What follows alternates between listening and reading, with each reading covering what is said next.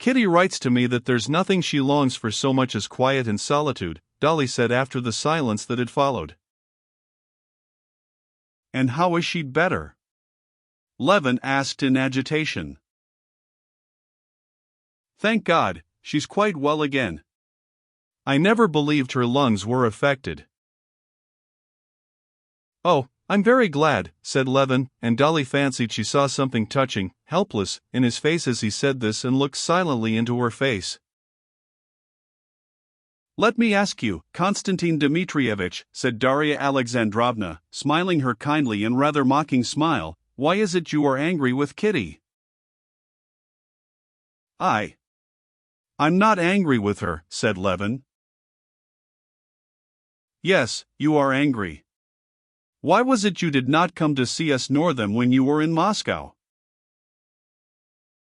Darya Alexandrovna, he said, blushing up to the roots of his hair, I wonder really that with your kind heart you don't feel this. How it is you feel no pity for me, if nothing else, when you know.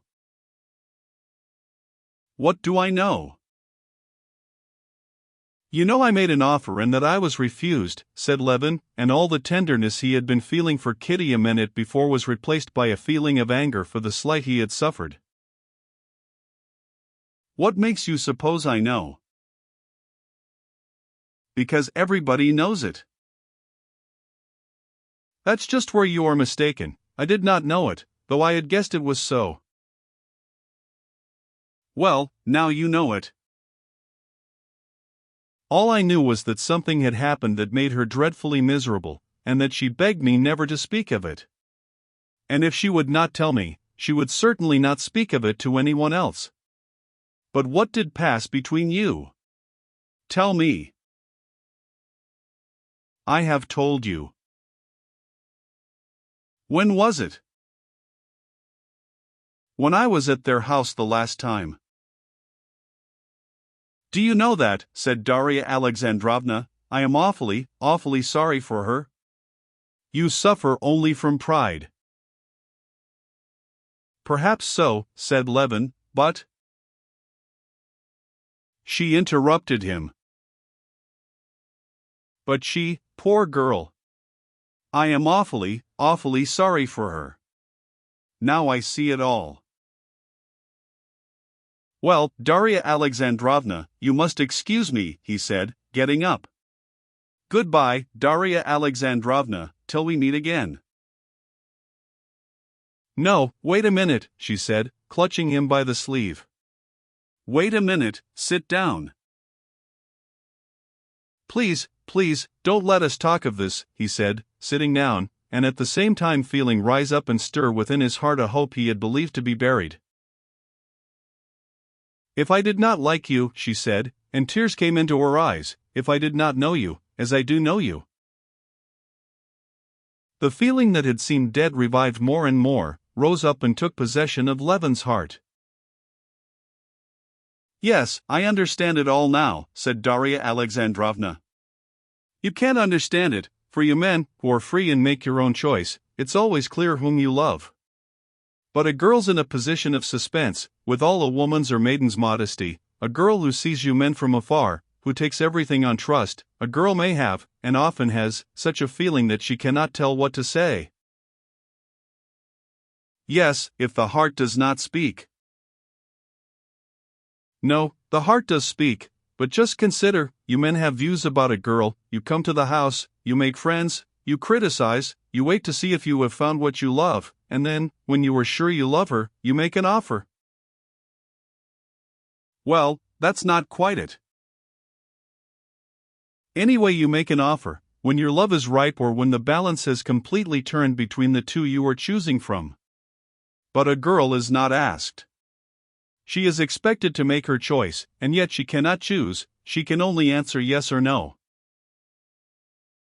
Yes, to choose between me and Vronsky, thought Levin, and the dead thing that had come to life within him died again, and only weighed on his heart and set it aching.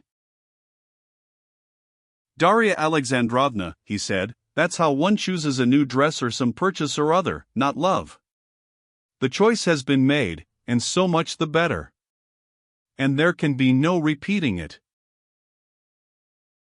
Ah, pride, pride, said Darya Alexandrovna, as though despising him for the baseness of this feeling in comparison with that other feeling which only women know.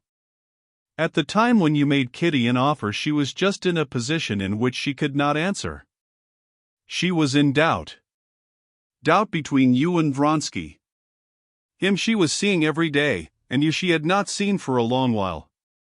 Supposing she had been older. I, for instance, in her place could have felt no doubt. I always disliked him, and so it has turned out. Levin recalled Kitty's answer. She had said, "No, that cannot be."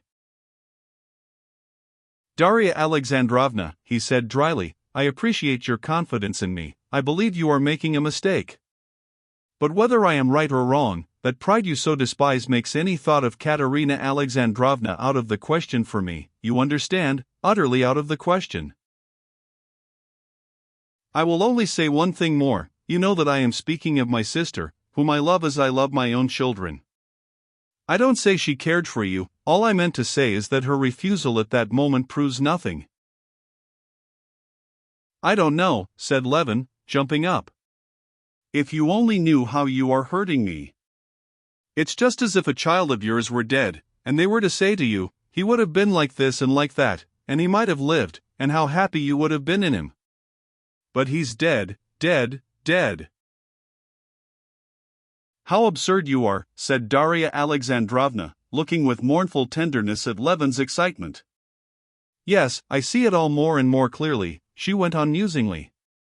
So you won't come to see us, then, when Kitty's here? No, I shan't come. Of course I won't avoid meeting Katerina Alexandrovna, but as far as I can, I will try to save her the annoyance of my presence. You are very, very absurd, repeated Darya Alexandrovna, looking with tenderness into his face. Very well then, let it be as though we had not spoken of this. What have you come for, Tanya? She said in French to the little girl who had come in. Where's my spade, Mama? I speak French, and you must too. The little girl tried to say it in French, but could not remember the French for spade. The mother prompted her, and then told her in French where to look for the spade. And this made a disagreeable impression on Levin. Everything in Darya Alexandrovna's house and children struck him now as by no means so charming as a little while before. And what does she talk French with the children for, he thought, how unnatural and false it is. And the children feel it so, learning French and unlearning sincerity, he thought to himself, unaware that Darya Alexandrovna had thought all that over 20 times already, and yet, even at the cost of some loss of sincerity, believed it necessary to teach her children French in that way. But why are you going? Do stay a little. Levin stayed to tea, but his good humor had vanished, and he felt ill at ease. After tea he went out into the hall to order his horses to be put in, and, when he came back, he found Darya Alexandrovna greatly disturbed, with a troubled face and tears in her eyes. While Levin had been outside, an incident had occurred which had utterly shattered all the happiness she had been feeling that day, and her pride in her children. Grisha and Tanya had been fighting over a ball. Darya Alexandrovna, hearing a scream in the nursery, ran in and saw a terrible sight. Tanya was pulling Grisha's hair, while he, with a face hideous with rage, was beating her with his fists wherever he could get at her. Something snapped in Darya Alexandrovna's heart when she saw this. It was as if darkness had swooped down upon her life. She felt that these children of hers, that she was so proud of, were not merely most ordinary, but positively bad, ill-bred children, with coarse, brutal propensities, wicked children. She could not talk or think of anything else, and she could not speak to Levin of her misery. Levin saw she was unhappy and tried to comfort her, saying that it showed nothing bad, that all children fight, but, even as he said it, he was thinking in his heart, no, I won't be artificial and talk French with my children, but my children won't be like that.